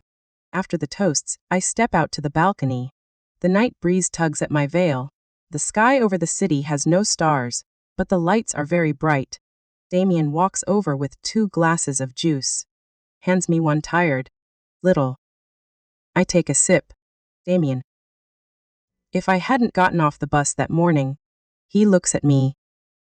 If I had stayed with them, there would be nothing, no exam, no Harvard, no paper, no Aegis, no today. But you got off. Yes. So. There are no ifs. Mile. No ifs. That summer when I was 18, a bus carrying 22 students drove off course. Only one person stood up and walked to the door. I want to get off. That person was me. Everything that came after, the score, Harvard, the paper, Aegis, this man, this life, every piece of it began at that exact moment. The moment I refused to follow the crowd. The moment I refused to be quiet. The moment I decided that my survival was not negotiable, not even for 21 people who would not lift a finger to save me. I set my glass down on the railing. Lean into his shoulder. Take me home. Okay. Here is the second story. I walked into that prison cell and stared straight into the eyes of the man who once swore he'd love me until his last breath. The man who fed me poisoned dumplings on New Year's Eve. The man who in another life let me freeze to death under a highway overpass while he flew off into the sunset with his childhood sweetheart, and I smiled. Derek. You really didn't see this coming, did you? I switched your dumplings. I fed them to the strays. So. You, my dear husband, you went mad just like a rabid dog. And you butchered every single relative who raised you. His lip split where he bit down on it. His eyes were 2 hollow pits. So I leaned in close, just to twist the blade. That mangy mutt you were supposed to trade fates with, some kind soul adopted it. It eats 3 meals a day. Sleeps by a warm fire. Imagine that, Roderick. A stray dog is living the exact life you tried to steal from me. And you're not even worth as much as that dog. He howled. He slammed his forehead against the cold stone wall, until blood ran down his face. And I just turned and I walked out because the past was over. And I had empires to build. But to understand how the CIO of a multi-billion-dollar hotel chain ended up watching her husband dragged to the gallows like roadkill, you have to go back. Back to the night the dumplings came out of the kitchen. Back to the night I died and opened my eyes again. My name is Isolde Winter. And this is how I burned my own funeral pyre to the ground. In my first life, my husband Roderick Vance and his so-called childhood sweetheart, Lariel Frost, fed me 3 plates of dumplings over the Lunar New Year. They called them fortune-changing dumplings, old village folk magic. Whisper. The right incantation. Mix a drop of your own blood into the filling. Feed it to your target, and you steal their luck for yourself. After the first plate, the hospital called me. Stomach cancer confirmed. Meanwhile, Lyriel's leukemia, miraculously gone. Z. Walked out of that clinic glowing like a saint. Radiant, untouchable. After the second plate, my hotel chain was hit with a fake food safety scandal. Lawsuits piled up, boycotts spread. The bankruptcy followed within weeks. Meanwhile, Lyriel won gold at an international pastry competition. The cameras loved her. After the third plate, my parents died of gas poisoning in their sleep. I sick, broke, drowning, was accused of murdering my own family for the insurance payout. I died alone, under a highway overpass in the freezing cold. The whole country spit on my name, and Lyriel Z was suddenly discovered as the long-lost daughter of a billionaire. Fame, fortune, a man who adored her, my man. Lying side by side with my husband into the life that was supposed to be mine. And then I opened my eyes. I was back, sitting at the New Year's Eve dinner table. The dumplings, steaming, were already on the porcelain plate in front of me. Roderick was holding one up to my mouth, his eyes sparkling with that fake tenderness I now recognized as poison. Come on, honey. Have a taste. Lyriel made these especially for you. They smell incredible. I practically launched out of my chair, grabbing my bag. I'm not eating, you all keep going. I just gotta call a major collaboration. I have to head out. Right now. The room froze, because everything looked the same as that cursed night. The carved wood, the red lanterns. The smug little smile twitching on Lyriel's lips. I had been reborn. And I remembered every single word these monsters said over my dying body. They mocked me. They laughed. They said a few plates of luck-stealing dumplings had drained my fortune dry. That I was a fool, too kind, too trusting. This time, I'm leaving with a clear conscience. Let's see whose luck they managed to steal now. Roderick panicked and blocked the doorway. Honey, wait. Let me pack the dumplings to go. You always forget to eat when you're busy and your stomach suffers for it. How about I come with you, keep an eye on you? This man clung to me like a ghost, like a parasite. He had to watch me swallow that filling with his own eyes. So, I learned very quickly how to lie without a single flicker on my face. Seed. My business partner is treating me to a full dinner the moment we wrap. Dumplings now would just make me too full. His brow tightened into a hard line. Then just one bite. Lyriel made them with her heart, and eating dumplings on New Year's Eve brings fortune. Fortune. Right. I looked at the false concern smeared across his face and the disgust rose in my throat. I snapped. I said no. I'm in a hurry. And I shoved him aside, grabbed the doorknob, but Roderick stubbornly squeezed in front of me again, refusing to budge, begging me to take just one bite, even poking the dumpling toward my face. So, I slapped the entire plate out of his hand. Porcelain shattered across the floor. There. Now they're on the ground. Eat that. This is your fault for forcing me. Food wasted. Plate broken. On New Year's Eve of all nights, what a curse. You jinx, you absolute disgrace, you poisonous thing. The Roderick was stunned by the reversal. I yanked open the door and Lyriel grabbed my wrist. Sister, please don't be angry with Roderick. The dumplings don't matter. I specially made several plates, as many as you want. They're already cooked, please. Just one bite. My chest tightened. This woman was relentless. You deaf. I'm rushing out to make money. I don't have time. If you've got nothing better to do, get a broom and sweep the mess. Lyriel froze too, because in my last life, I'd been so soft on Roderick, and by extension, so generous to her that she'd forgotten I had teeth. The truth is I'd come back to Roderick's hometown to celebrate the new year. A reunion dinner. The big table was surrounded by his aunts and uncles. Watching both him and Lyriel get scolded by me, they all turned hostile at once. Z's uncle sneered, "Oh, we get it. The big shot looks down on us country folk. Won't eat at the same table. In a hurry to leave." The second aunt jumped in, That's why we said all along Roderick should have just married Lyriel. At least then us old folks would have some respect. Roderick's wife, if you didn't mean to insult us, you'll pick those dumplings up off the floor and eat every single one today. Do you even know what hunger means? In the old days we washed scraps out of the trash and ate them. And now you're being picky. You and Roderick aren't even suited for each other. Maybe you just shouldn't be together at all. The old men and women trading on their gray hair, weaponizing seniority. In my last life, they always took Lyriel's side, always gave me a hard time because of Roderick. I swallowed every insult. I bled internally to keep the peace. Then not this time. I clapped my hands. Slow satisfied.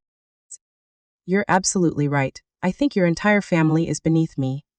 I don't want this life anymore. Roderick, meet me at the courthouse. We're filing for divorce. Roderick's face drained of color. Because if I divorced him, how exactly was he going to keep funneling my fortune into Lyriel's veins? He turned on his own relatives, snarling, "Shut up. Don't make this worse." His aunts and uncles wailed, wounded. "Roderick, we're doing this for you." And then they piled on him, calling him ungrateful, calling him weak, accusing him of being a disgrace to his ancestors. His head was about to split in two. And I used that exact window to slip out the door. Behind me, Lyriel started sobbing into a camera. Because of course she'd been live streaming the whole thing. Sister, just go. I know you look down on me because I have leukemia. You think I'm dirty. So, you won't eat the dumplings I made with my own hands. But I don't have much time left. I just wanted one last reunion meal with everyone. Can't you grant me even that? In my last life, I never understood the depth of her game. She had built an entire online persona, the beautiful, fragile girl battling illness and enduring hardship. 1 million followers. And now, hundreds of thousands were watching this dinner unfold in real time. The comments poured in like a flood of poison. Who is this cold-hearted woman with that smug face? The just looking at her makes me want to throw something. Damn ye. Isn't contagious. What kind of monster refuses a dumpling from a dying girl? 8. That's the CIO of winter hotels. Boycott the chain. Don't give that beast a single dollar. I watched Lyriel's smile curl at the corners and a cold dread spiked in my chest. New Year's was peak season for my hotels. If this snowballed, the financial damage would be catastrophic. Lyriel sniffed, theatrically. Everyone, please don't misunderstand. Sister was probably just stressed about her meeting and lost her temper in the moment. Then, she pulled out another plate of dumplings. As long as she takes just one bite, it'll prove she doesn't look down on sick people like me. Please don't punish her career for my sake. The comments shifted instantly. Make her eat it. Make her prove it. It felt like the entire internet was a pack of wolves snarling at my throat. So, I pulled out my phone, opened the hospital app, and turned the screen with my own pre-existing medical scans directly toward Lyriel's live camera. And I broke down, beautifully. I'm a patient too. Please let me go. I've spent years building this career, and I never ate on time, and my stomach is destroyed. Lately, I've been throwing up blood. I think it might be stomach cancer. I came home tonight to be with family one last time, but I couldn't bring myself to ruin everyone's new year. I had to leave so I could cry alone. There was already another patient at this table, and I didn't want to add to her burden. That's why I was rushing out. Stomach is in agony. How could I eat anything? But Lyriel insisted on dragging me to stay. I was angry, I was scared. I lost my temper. I'm sorry. I'm so sorry for ruining everyone's new year. The hospital records confirmed every word. The tide turned in 3 seconds. Lyriel, you call yourself sick. Can't you see your sister is sick too? Do you have to force someone to cry in public before you're happy? This boss has worked her whole life and finally falls ill, and you nearly destroyed her business. Heartless. Lyriel collapsed into the floor. Weeping, it's my fault, my leukemia has gotten so bad my vision is failing, I couldn't see her suffering. I should have died a long time ago. The hard fans rushed in to defend her, Lyriel is the real patient. That boss hasn't even been diagnosed. What's she crying about? If she's that fragile, why doesn't she just die of fright? Perfect. I screamed dramatically that I couldn't take it anymore. Covered my face. Ran out, like I was sprinting toward my own grave. By the time the door slammed behind me, the live stream had turned into a tidal wave of fury, all of it pointed at her. How can you provoke a patient like this? What if something happens to her? This whole mess started with you, Lyriel, you're to blame too. Her face turned green with rage. But I wasn't out of the woods. I drove straight toward the hospital just to be safe. Even though I hadn't received a cancer notification this time around, I wanted certainty. Halfway there, a knife of pain ripped through my stomach. I barely made it to the entrance before the world tilted, and the pavement rose up to meet me. I hadn't touched a single dumpling. Something was still wrong.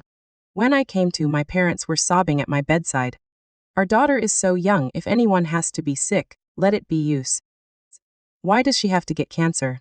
And there was Roderick, oily voice, and crocodile tears. Dad, I'm sorry I didn't take better care of Isolde. Don't worry, I'll stay by her side until the very end. In my last life, those were the exact words he used right before he killed me. I jolted upright in the bed. He turned toward me, eyes glistening. Sonny, you're awake. Did you hear? You really do have stomach cancer. You can't go hungry now. And he held out a thermos full of dumplings. Eat. Just a few. I knocked the thermos out of his hand. Dumplings scattered across the linoleum. Get out, Roderick. I want a divorce. He dropped to the floor, scooping them up with shaking hands. Isolde, I know you've always looked down on where I come from. I know my family's gifts are beneath you. But this is for your health. You can't fight stomach cancer on an empty stomach. Just one bite. I'll never sign the divorce papers. I'll take care of you. And when you're better, if you still want to leave me, leave me. Patience, walking past the door, whispered. Such a devoted husband. What is that woman complaining about? She must be rotten inside. That's why she got cancer. She deserves it. Even my parents were melting. My mother lifted the last dumpling toward my mouth, her eyes streaming. Isolde, baby, please. Derek is being so sincere. Just eat. If it really gets to a point where you can't eat anything anymore, then it's all over, please. Just a little. For your father and me, put our hearts at ease. The old man's voice was almost pleading. Looking at the gray at their temples, my head spiked with heat. For 1 second, I almost opened my mouth. I forced myself to turn my head away.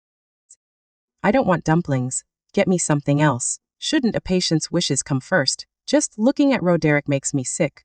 I can't eat. My parents finally asked him to leave. The second the door shut, I exhaled. Then, my dad wiped his tears and brought me a bowl of soup. All right, Isolde. The whatever fight you're having with Roderick, at least eat what your mother and I made. Don't starve yourself anymore. Dotted. Opened the thermos. A wave of meat broth hit me. My intuition screamed. Dad. Mom, you usually make mushroom soup. Why does this smell like minced meat? Father stammered. It's the new year, we should eat more meat. We made you egg and meat soup. My parents are honest people. Their faces flush red when they lie. Tell me the truth. Or I won't eat a single bite today. My mother broke. She rushed to my side, sobbing. Isolde, please don't be angry. Roderick gave us this soup. He said you two had a little fight, and he was scared you'd refuse his food and hurt your stomach. He asked us to help feed it to you on his behalf, to fulfill his wish to take care of you. I gritted my teeth. Floating in the broth, I could see it now, dumpling filling. Chopped up dumpling wrappers, mixed with egg whites. If you weren't looking, you'd miss it completely. Roderick was going to extraordinary lengths to poison me. And just then, the doctor walked in for rounds, frowning. Why is the family crying? We already told you it's just acute gastritis. Stop upsetting the patient. My mother turned ash white. Roderick said it was stomach cancer. He told us to feed her so she could hold on. I almost laughed. So Roderick really weaponized my own parents against me. If I'm not actually sick, it's his turn to taste fear.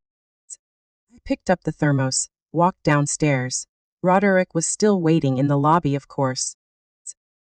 Honey, why are you out of bed? Smiled sweetly. I thought eating outside might give me an appetite. Walk with me. Of course. He had to keep his eyes on me. So, he followed in silence and watched, in horror, as I walked to the hospital gate, whistled, and poured the entire thermos of meat soup out for a pack of starving stray dogs. I just wanted to see what kind of fate Lyriel would trade with these strays this time. Derek let out a strangled cry and lunged, fighting the dogs for the food. Sold. How can you be so vicious? I blinked at him, wide-eyed and innocent. Roderick, what on earth are you talking about? I don't understand. See, have plenty of food at home. Why are you fighting a stray dog over a bit of soup? A crowd was forming. Phones came out. Is this guy okay in the head? Does he think whatever's in that dog's mouth is some kind of delicacy? He has to dig it out and taste it to see how salty it is. Seen greedy men before. Never one greedy enough to fight a stray for scraps. His face flushed crimson. He shouted, "It's not like that." But the dogs bit him again and again. He kept reaching in. Because if he lost that filling, Lyriel might lose her life. The man was that calculated. He roared. Isolde, I know you have money. And as my wife, you look down on the food I prepared for you. You're stomping on my feelings. But I cannot stand to watch food go to waste. And he pried at the dog's mouth, trying to dig out the filling. As if he genuinely couldn't bear to see good food wasted. He had no choice. Otherwise Lyriel might gamble her life on that dog. Someone had already started another live stream. So I joined the performance. What nonsense. I have acute gastritis, I can't eat greasy food. But I refuse to waste it. I saw these poor strays starving in the cold, so I fed them. I was being kind. Meanwhile, Roderick, you used to tell me you hated stray dogs. That they were an eyesore. That you wished they'd all freeze to death every winter. I never imagined you were so cruel that you'd literally steal the food from their mouths. If you didn't put it there, why are you trying so hard to take it back? No one's going to eat it now anyway. Roderick froze. If he kept fighting the dogs, he was a monster. If he didn't, Lyriel was finished. He gritted his teeth and kept prying. Because in his head, if Lyriel didn't rise, neither did he. The crowd was vicious. This guy dropped on his head as a kid. He hates dogs so much, but he's humiliating himself in public over one. If he were my son, I'd break his legs. Strays barely survive winter, and he's trying to starve them to death. Heartless. Derek was on a spit, roasting alive. Then, someone shouted, "It's New Year's, set off the firecrackers, drive out the bad luck."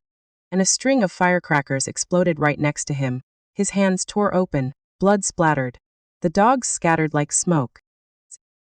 And somewhere, Lyriel's fate scattered with them. Roderick dropped to his knees and pounded the pavement.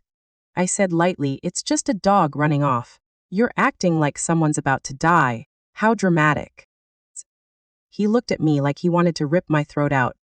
So I pulled out my phone and waved it. "Don't worry, sweetheart. I could tell you weren't in your right mind. So I was kind enough to video call your boss and let him see the real you. Guess what?" I leaned close to his ear, whispered the mockery, then turned the volume to maximum. His boss's voice rang out, "Roderick, you're clearly unwell. Don't come back to work." He stood there, paralyzed. "Congratulations," I purred. "You're unemployed. Tell me, does it sting? This is the exact desperation I lived in my last life. Doesn't it feel just wonderful?" His fists clenched and unclenched. And then predictably he flung himself at my leg, sobbing, "Sonny, what did I do to upset you? I'll change. I can't live without you." I almost laughed out loud. He really thought he could still manipulate me. A few sweet words, a few tears, get me to forget everything and keep him on the payroll. Keep eating my food. Keep funneling my money to his precious Lyriel. Unfortunately for him, his precious Lyriel was, at that exact moment, falling apart. I told you, Roderick, we're done. Stop clinging on shamelessly. Go run to your childhood sweetheart. Oh, that's right, she's sick. I wonder how she's doing right now. He shuddered. The thought of what could be happening to her made him forget me entirely. He scrambled to his feet and bolted. I was curious too. Because in my last life, I'd overheard at the hospital those strays had eaten poisoned trash on New Year's Eve. They were all dead by morning, starving pitiful. Well, at least I gave them one good meal. Let's see how long Lyriel can keep dancing with a dead dog's fate in her veins. Maybe she'd be poisoned on the spot. I went back to my room and opened her live stream. Z was still on camera, still playing the pale, dying angel, right on schedule. My parents were watching me with anxious eyes. I sold. Why are you and Roderick acting so strange today? What really happened? I told them simply. I discovered Roderick and Lyriel have been having an affair. I want a divorce. I'm scared to eat their food. I think they're trying to hurt me. Given my track record for reading people in business. My parents believed me instantly. My mother gasped. No wonder Roderick kept pushing those dumplings. Sold. When I was young, the old folks in our village used to whisper about something chanting certain words during the lunar transition. Sing your blood into a dumpling. Feeding it to someone, you can steal their fortune for yourself. A cold sweat broke out on her forehead. She gripped my hand. True or not, be careful. The fortune teller said you had a top-tier destiny of wealth and honor. I always feared someone would be jealous enough to kill for it. I bit down so hard my jaw ached. Because in my last life Roderick didn't just want my life. He killed my parents too. After they'd worn themselves down to bone collecting scrap metal to pay my medical bills. The last thing they ever said to me was how loyal Roderick was. Cooking dumplings with his own hands. They begged me not to let him down. And that same night, they died of gas. And I was accused of murdering them for insurance money to fund my treatment. I died loathed by the entire country. Not this time. This time it's my turn to play Roderick and his entire crew straight into their graves. On Lyriel's stream, the show began. Face was visibly swelling on camera, like a brutal allergic reaction.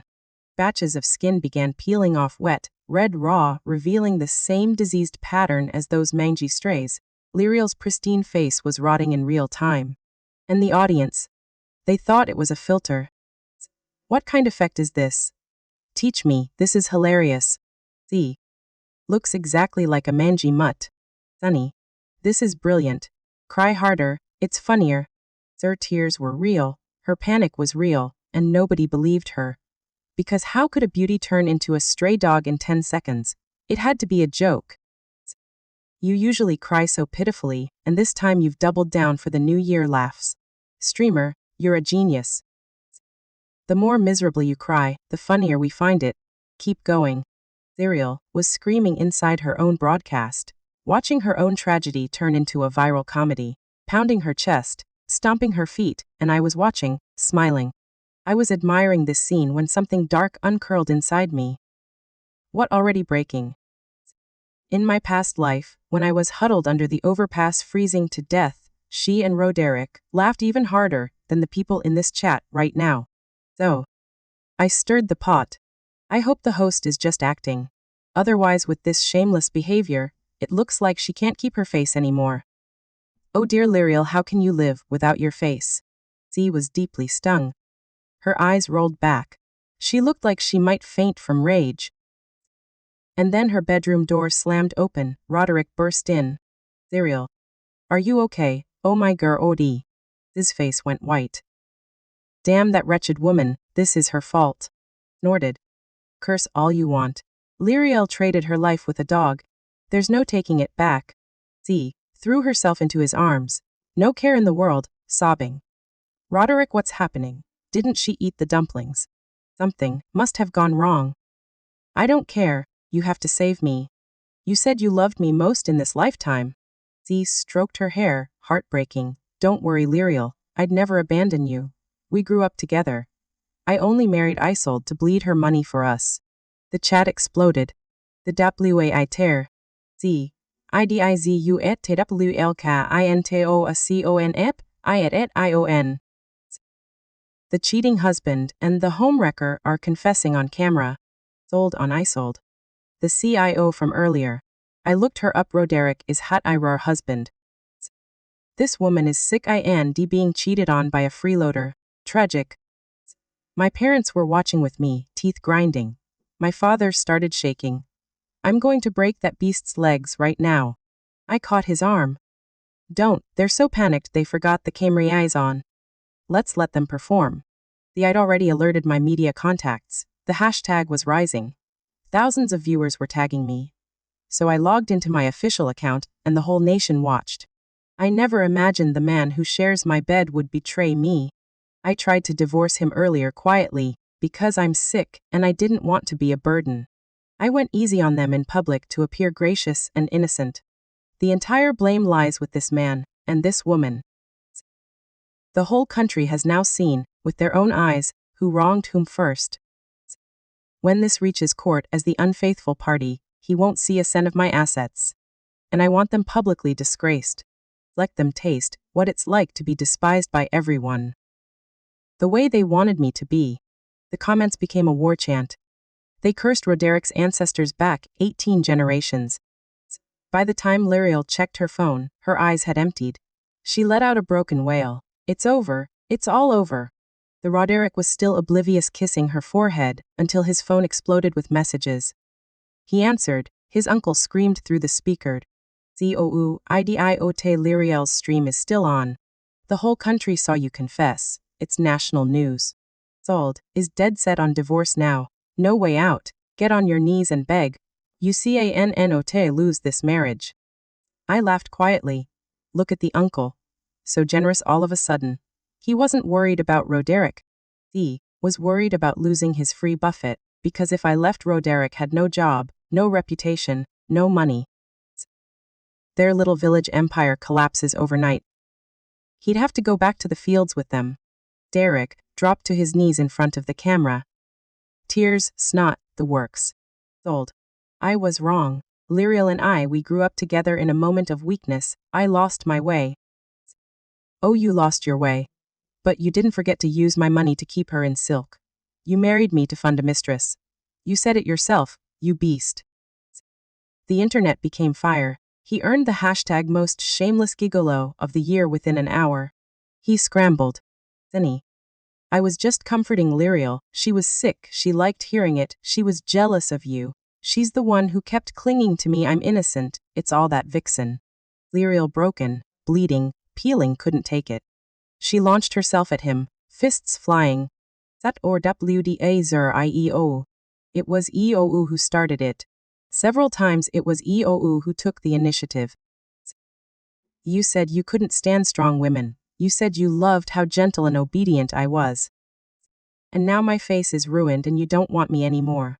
Rooter in hat ill, roordi ic.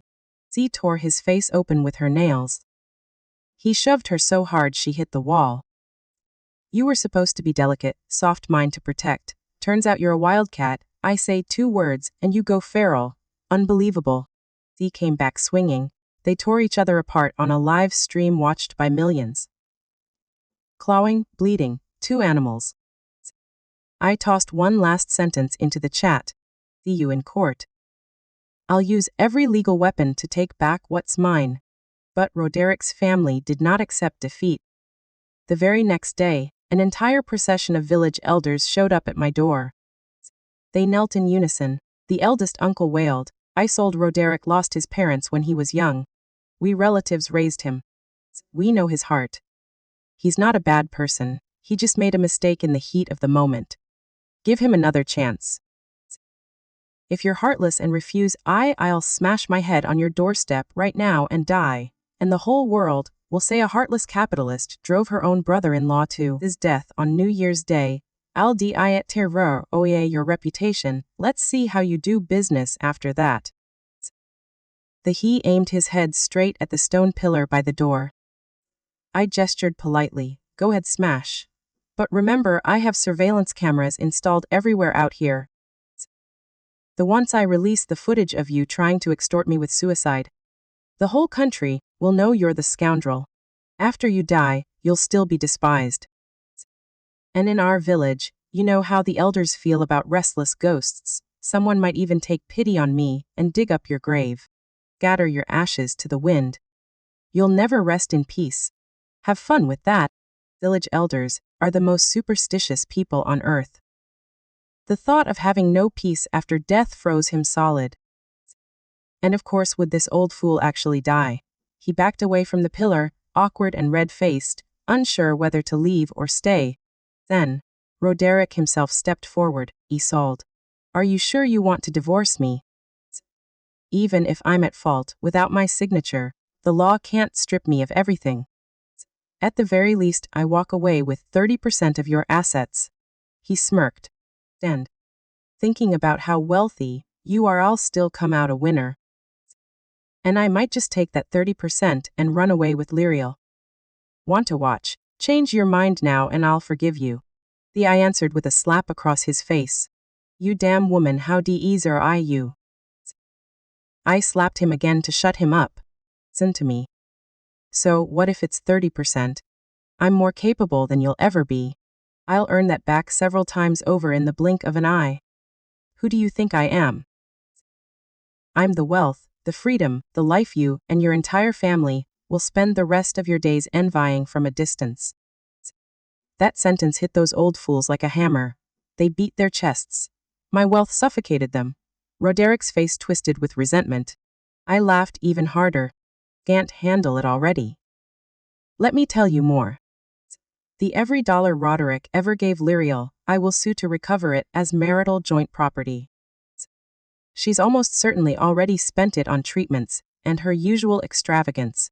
So, that 30% you're so smug about goes right back to me.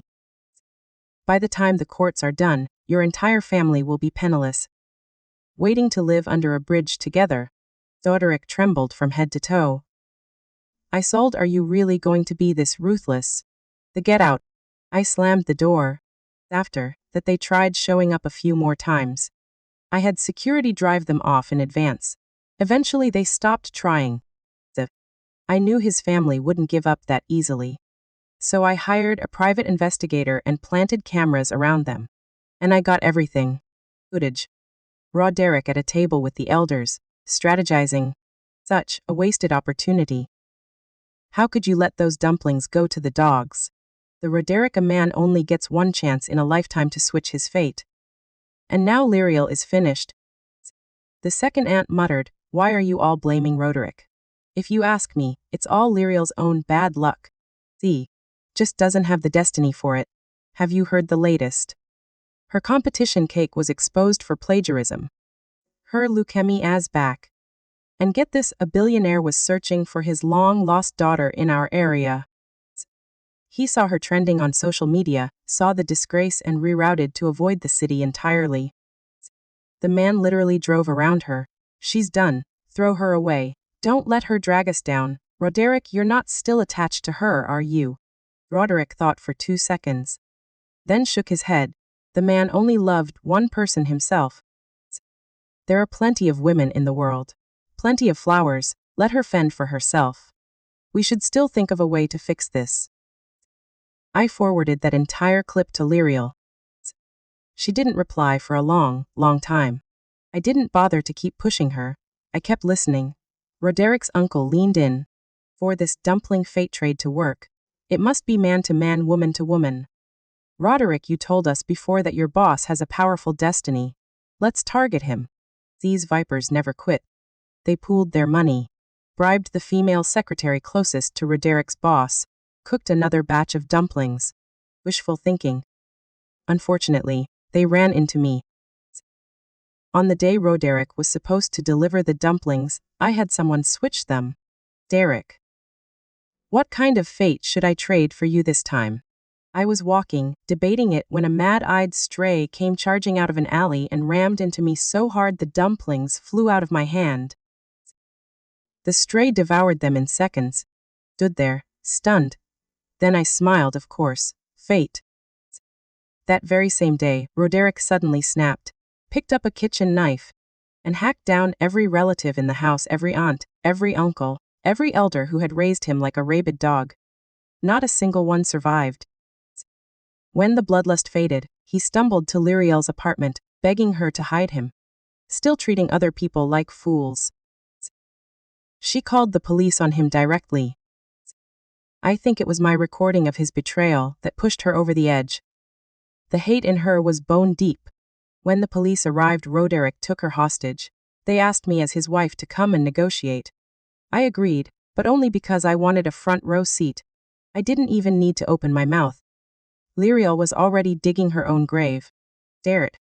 I'm already ruined. There's nothing left for me. Go on, kill me. You'll get the death penalty too. We die together. If you don't kill me, you're a coward. You'll rot in a mental ward forever. Either way, you're ape ini8 hat ID. He roared. The knife flashed. He slit her throat and kicked her body aside. Lyriel coughed up blood. Her eyes locked onto mine, wide and trembling. Why in my dream? I was supposed to be the billionaire's daughter. I was supposed to have everything I sold. I even had you under my heel, and now it's you who looks down on me. Because this time, you stole my fate back. How did you know? Z died with her eyes wide open. Endless resentment frozen on her face. With his hostage dead, Roderick was tackled within seconds. Z tried to plead insanity, of course. But his luck had run dry. The court-appointed psychiatrist declared him fully competent. So, he became the monster the public had been screaming for, a man who slaughtered the very family that raised him to vent his rage. Truly, the wheel of fortune turns. The court sentenced him to death. And on the day before his execution, I walked into that cell, and I told him the truth. You didn't see it coming, did you? I switched your dumplings, I fed them to the strays. So you went mad like a dog, and you butchered the very relatives who raised you. What a beast. Z chewed his lips bloody. His face was gaunt, his eyes hollow craters. And one more thing, that rabid stray that swallowed your fate, it's not rabid anymore. A kind family adopted it. It has food, a warm bed, a long, peaceful life ahead of it. Funny, isn't it? That was supposed to be your second chance. The life of a well-fed dog. At least you'd have nothing to worry about. But now you're not even worth as much as a dog. He howled. He slammed his forehead against the wall until blood streaked the concrete. He howled until the guards dragged him away like a dead dog. But I had already turned my back. The past was buried, the chains were broken. And somewhere out there, an empire of new business, new contracts, and new fortunes was waiting for me to claim. My name is Isolde Winter. I died once, I came back sharper, and no one, no husband, no rival, no cursed dumpling will ever steal my fate again. If you made it to the end of this story, drop a comment below. Would you have spared Roderick? Or would you have gone even further? Hit that like button, share this with someone who needs to hear it, and subscribe to the channel, because the next story I tell you is even darker. I'll see you on the other side.